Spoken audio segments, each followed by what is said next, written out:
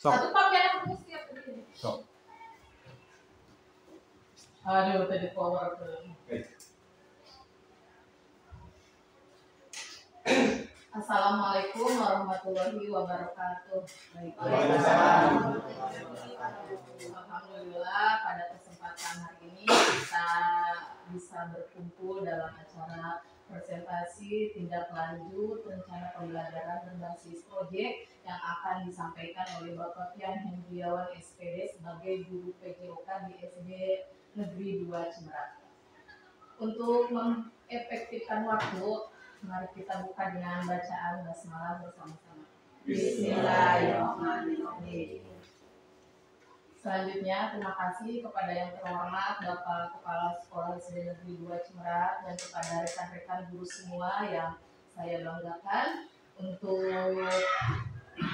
dimulai bisa dipersilakan untuk Bapak Pian Hendriawan SPD yang akan mempresentasikan tentang RPL, rencana pembelajaran berbasis proyek. Kepadanya dipersilakan. Baik, terima kasih Bu Ica selaku moderator yang memberikan kesempatan pada saya selaku guru PJOK yang akan memaparkan tentang rencana tindak lanjut rencana pembelajaran berbasis proyek. Ini salah satu tugas dari PKG, harus membuat program tindak lanjut dan harus dipresentasikan kepada rekan-rekan guru sejawat. Mungkin di sini saya akan mengambil judul atau tema Sate Dia. Sate Dia itu berarti Sabtu senang, sehat dan bahagia, tentang kebugaran jasmani siswa-siswi SDN Negeri 2 Cimerak. Untuk latar belakangnya, pendidikan pada umumnya berarti daya upaya untuk memajukan perkembangan budi pekerti, pikir, dan jasmani anak. Kebugaran jasmani sangat penting bagi setiap individu. Kondisi fisik yang baik sangat berhubungan erat dengan kesehatan dan prestasi. Aktivitas fisik seperti senam kebugaran jasmani membantu menjaga kesehatan dan meningkatkan stamina tubuh.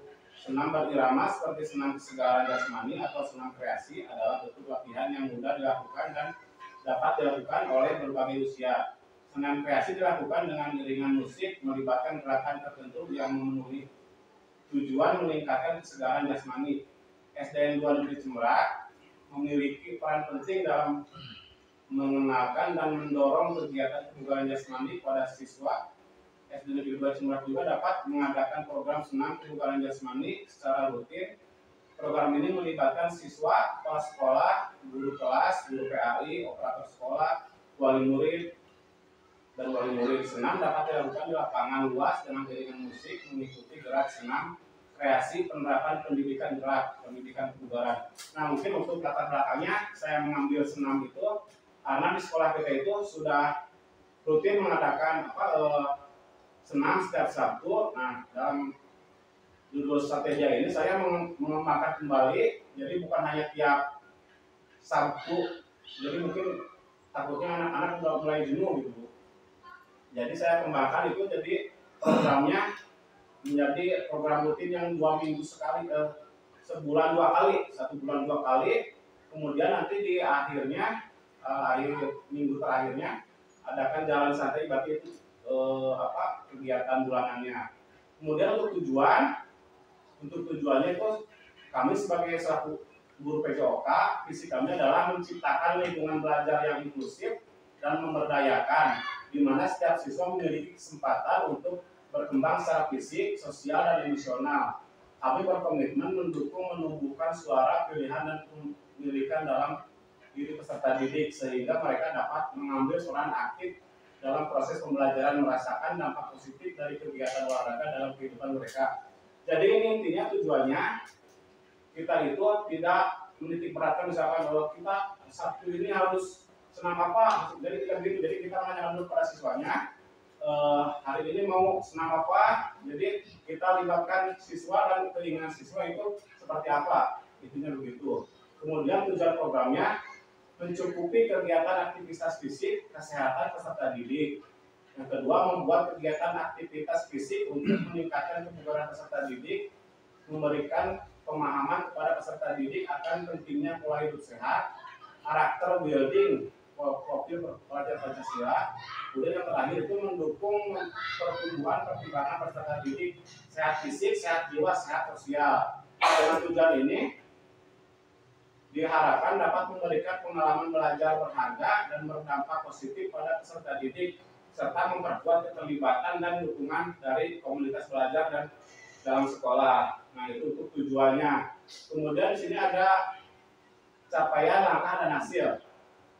Untuk capaiannya, peserta didik mampu memahami pentingnya aktivitas fisik, menjaga kesehatan tubuh, mengenalkan konsep aktivitas fisik dan manfaatnya.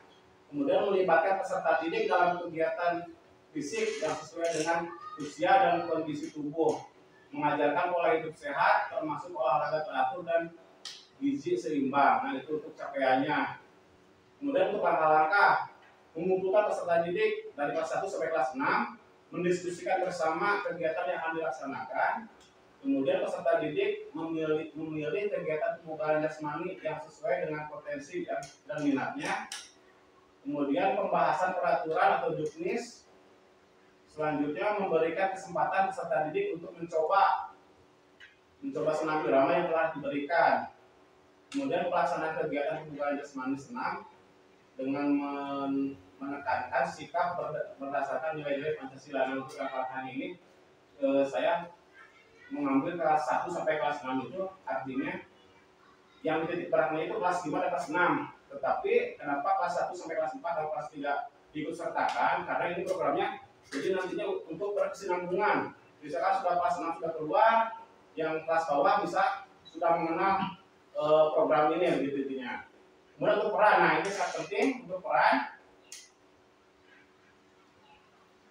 Semua peserta didik berperan sebagai peserta senam, berarti kelas 1 sampai kelas 6. Kemudian guru PAI, nah guru PAI biasanya berperan sebagai menjelaskan peraturan juknis kepada peserta didik dan yang akan ikut kegiatan senam irama dan memberikan motivasi pada siswa. Nah, biasanya guru PAI itu bisa mengena pada siswa cara bicaranya atau apanya gitu. Kemudian operator sekolah selaku berperan sebagai teknisi atau tim IT untuk mengatur musik, komputer dan lainnya. Kemudian kepala sekolah sebagai penanggung jawab, guru kelas ikut mendampingi peserta di dalam untuk mengatur. Nah, jadi intinya guru kelas 1 sampai kelas 6 itu ikut baris bersama siswa-siswi untuk mengawasi peserta didik dalam kegiatan tersebut. Kemudian dari guru PJOK berperan sebagai fasilitator. Yang terakhir itu orang tua siswa berperan sebagai membuat poster bertemakan kebugaran jasmani untuk ditempel di wilayah lingkungan sekolah untuk sosialisasi. Nah, untuk orang tua ini bukan semua orang tua diikut sertakan, tapi biasanya kan ada orang tua yang mengantar atau menjemput ke sekolah. Nah, orang tua itu ya yang kita ajak untuk bergabung dalam kegiatan tersebut. Yang tadi itu pertama mungkin kita bikin grup orang tua, kemudian biasa di dalamnya ada wakilnya, ada ketua, ada wakilnya gitu. Nanti kita suruh untuk membuat poster yang bertemakan kebugaran jasmani, kemudian bisa ditempel di lingkungan sekolah. Itu juga untuk bisa jadi sosialisasi untuk sekolah kita. Nah, kemudian selanjutnya struktur program dan mitra. Kegiatan ini dilaksanakan oleh semua jenjang. Untuk jenjang sekolah dasar dapat dikombinasikan kelas atas dan kelas bawah. Walaupun yang terlibat penuh adalah kelas atas, tetapi program ini berkesinambungan dan akan dilaksanakan oleh semuanya. Nah, ini yang saya jelaskan tadi. Kemudian untuk selanjutnya dalam beberapa kegiatan orang tua murid juga bisa kita libatkan sebagai dalam merencanakan membuat poster tentang kebugaran jasmani yang bertemakan budaya hidup sehat yang nantinya sebagai bahan untuk mereka dapat tempel di tempat-tempat strategis yang ada di lingkungan sekolah. Kemudian beberapa mitra dilibatkan yaitu kepala sekolah sebagai penanggung jawab, guru PJOK fasilitator, guru PAI motivasi, kemudian guru kelas 1 sampai kelas 6 pengawas, operator sekolah, tim IT dan orang tua murid dalam membuat poster untuk sosialisasi ditempel di lingkungan sekolah. Kemudian kapasitas yang dimiliki sekolah. Yang pertama aset manusia. Aset manusia ada kepala sekolah, guru, wali murid, peserta didik juga masuk.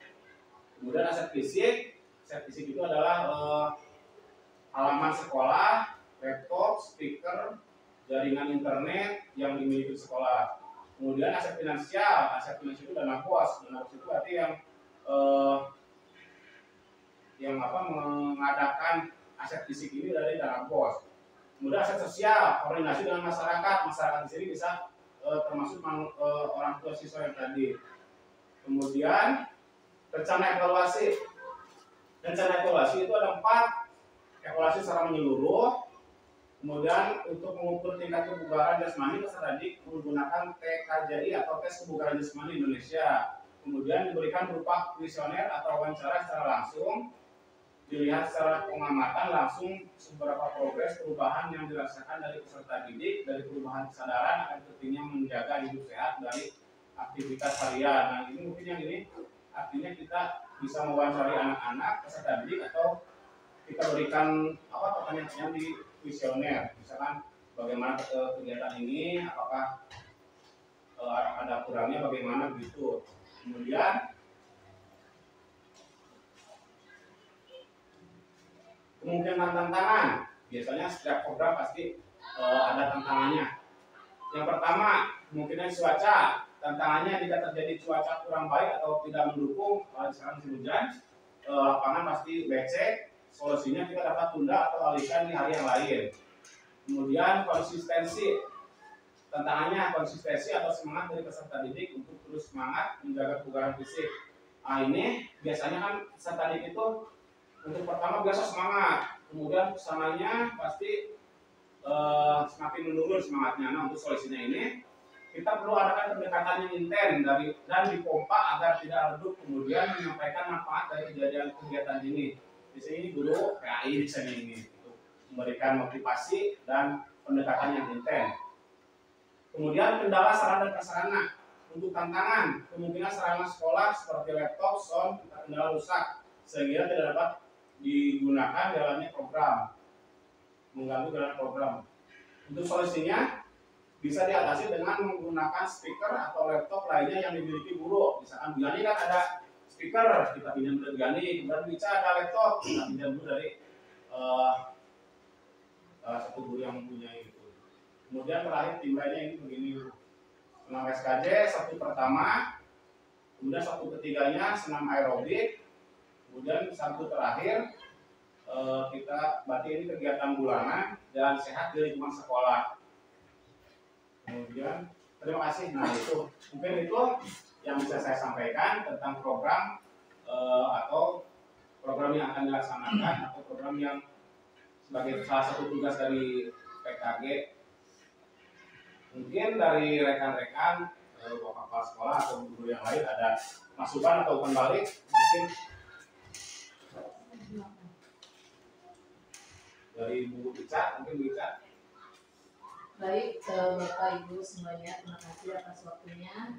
Melihat dari tadi hasil presentasi pemaparan dari pelatihan program yang akan dijalankan begitu sangat baik dan meningkatkan kebugaran jasmani peserta didik. Dan mudah-mudahan yang saya harapkan dan oleh rekan-rekan semua yang mengharapkan mungkin adanya progres perubahan yang dirasakan oleh peserta didik untuk melakukan perubahan yang lebih baik tentang kesadaran dan pentingnya menjaga hidup sehat, dan dengan adanya aktivitas mingguan tadi mudah-mudahan progresnya semakin meningkat. Terima kasih Bu Ica. Mungkin yang lain ada masukannya atau gimana Pak? Baik Pak, dari saya terima kasih atas pengetahuannya. Program ini begitu baik dan mudah-mudahan program ini berkelanjutan bagi warga SD2 Cimahi. Karena dalam tubuh yang sehat terdapat jiwa yang kuat. Siap Pak Sep. Terima kasih Pak Sep. Mungkin cukup sekian pemaparan dari saya. Waktu kami kembalikan ke Ibu Moderator. Terima kasih untuk presentasinya yang begitu luar biasa. Kita kasih tos sikapnya. Alhamdulillah acara dari awal sampai akhir sudah selesai dengan lancar. Terima kasih untuk semuanya. Mudah-mudahan bisa bermanfaat bagi kita warga SD Negeri 2 Cimerak. Untuk mengakhiri kita baca dengan hamdalah bersama-sama. Alhamdulillah. Sekian, wassalamualaikum warahmatullahi wabarakatuh. Waalaikumsalam. Foto lah.